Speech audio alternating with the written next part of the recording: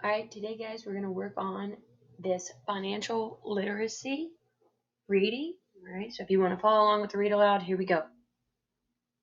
There are many decisions a person needs to make in regards to money. Not only do people need to decide what to do with their money, but they need to know the costs and benefits of these decisions. In this informational text, Jessica McBurney discusses in greater detail the various choices a person can make with their money.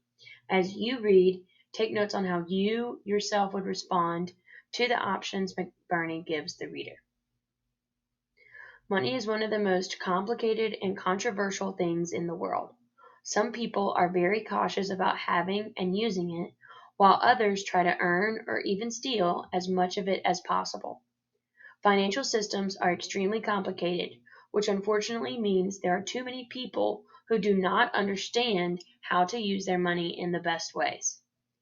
In order to understand money and some of the ways you can use it, let's do a thought experiment. A very generous aunt just gave you $1,000 and said you can use it however you want. What are some of the options you have? Banks. Maybe the first idea you had was to put your $1,000 into a bank. There are two different ways to put money into a bank. The first option is to put money into a checking account. This is the simplest option because a checking account holds your money and allows you to access it very easily at any time you would like. The second option is to use a savings account. Money in a savings account is harder to access on demand, but the bank will pay you a small percentage of the total for keeping your money in that account. This is called interest. For example, if you put all $1,000 in a saving account and the bank's interest rate is 3%, at the end of the year you will have $1,030, right? So I'm making money off of that interest, right? They're paying me for letting me store my money in that savings account. Why does the bank want your money if they have to pay to hold it for you? Actually, banks are very happy when you store your money with them because they use the money when you do not.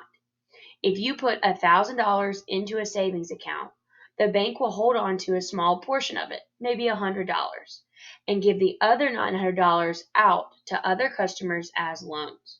So I know when I'm thinking about my bank, right?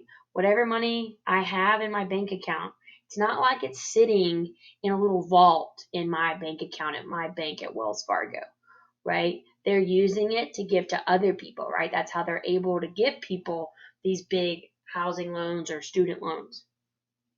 Loans. A bank gives loans to people who temporarily need more money than they have. For example, you might need some extra money in the form of a loan to buy a house or start a business. Banks like to give out loans because when someone borrows money, they have to pay that money back along with interest on the money. It's the same idea as the interest you'll receive from your savings account, except this time the customer is paying it. Remember that $900 the bank is borrowing from your savings account? If the bank gave that $900 as a loan to a customer at a 10% interest rate, then at the end of the year, the customer will owe the bank $990. Now the bank has made a profit from that loan.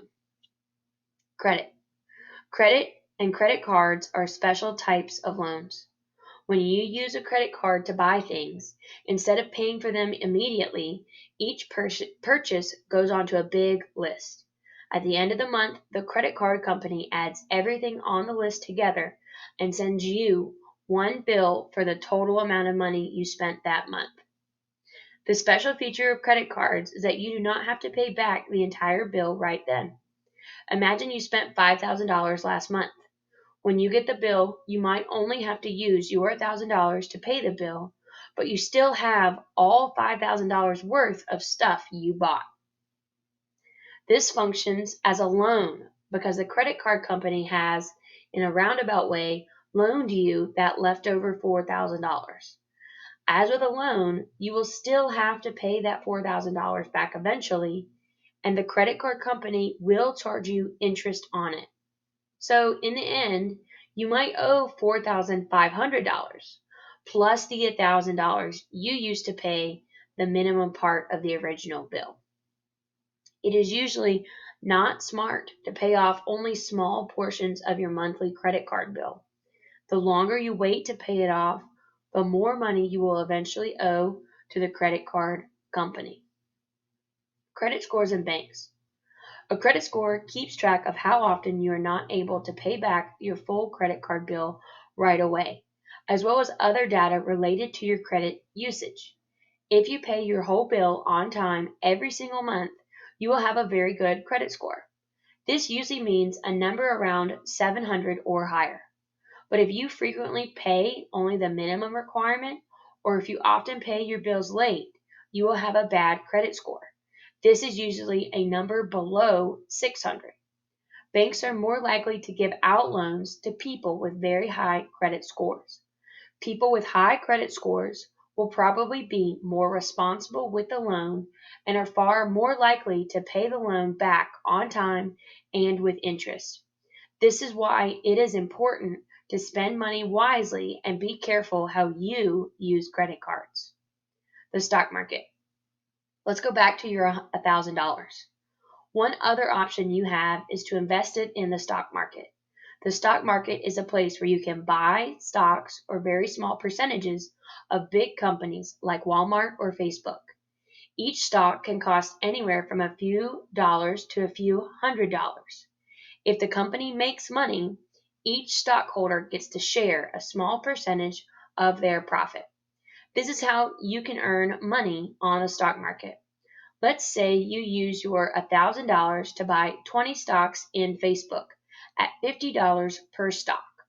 You are taking a gamble.